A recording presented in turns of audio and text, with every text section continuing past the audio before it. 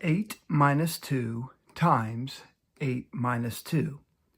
Now most people might look at this and do something like this.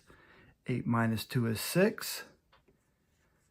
8 minus 2 is 6. Now we multiply.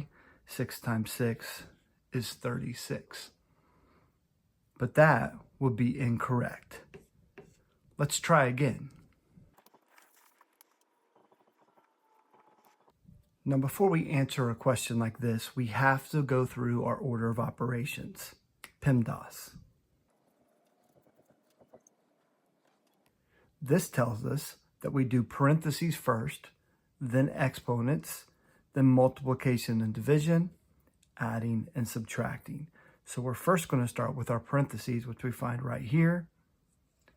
And we'll say that 8 minus 2 is 6. Now we'll bring the rest of the problem down. The next thing that we see, we don't have any exponents, so we're going to go to multiply. We have 2 times 6. 2 times 6 is 12. We'll bring down that 8. And we have 8 minus 12. 8 minus 12 equals negative 4. The answer to our question today is negative 4.